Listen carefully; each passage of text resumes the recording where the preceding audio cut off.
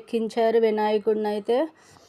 ఇంకా పిల్లలు పెద్దలు అందరూ కూడా ఇలా ఉత్సాహంతో డ్యాన్సులు చేశారు రంగులు పూసుకుని. యువతి యువకులందరూ కూడా చాలా ఉత్సాహంగా చేశారు.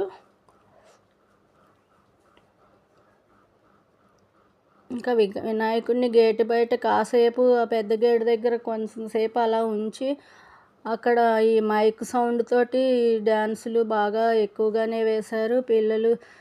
చిన్నపిల్లలు అయితే మరీ ఉత్సాహంగా ఉన్నారు. మా మనవలు కూడా మధ్యలో దూరి వాళ్ళు కూడా చేస్తున్నారు. సమన్వి గౌతమ్ అయితే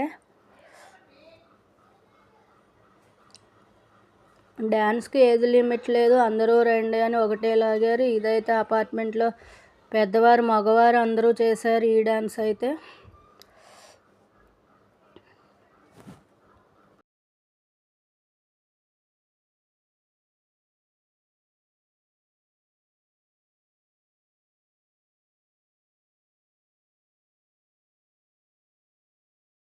ఇక వినాయక సందడి అయితే ఇలా ముగిసిందండి. ఇంకా ఈరోజు వంట అయితే కనుక ఈ 9 రోజుల నుంచి నాన్ వెజ్ వండుకోలేదు కదా, ఆదివారం కూడా కలిసి రావడంతో మటన్ కీమా తీసుకొచ్చాడు. మటన్ని ముందుగా ఉప్పు కారం అల్లం వెల్లుల్లి పేస్ట్ కొంచెం ఆయిల్ వేసి కుక్కర్లో 3-4 విజిల్స్ రానిచ్చాము.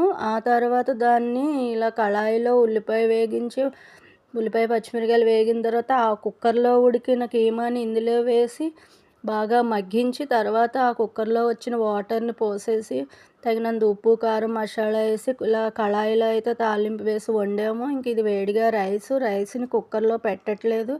ఈ మధ్యన వార్చుతున్నాను కుక్కర్లో తినకూడదు అంటున్నారని. ఇదైతే సాంబారు ఫ్రిడ్జ్లో నిన్న పెట్టాము. సాంబారు ఇవాళ వేడి చేసుకున్నాము. కీమా అయితే ఉడికిపోయిన తర్వాత లాస్ట్కి ఇలా వచ్చింది, బాగానే ఉడికింది. ఇంకా పెరుగు తోడుకుంది. ఇంక ఇంతేనండి, ఇంకా భోజనాల టైం అయిపోయింది కదా. బాయ్ అండి, ఉంటాం.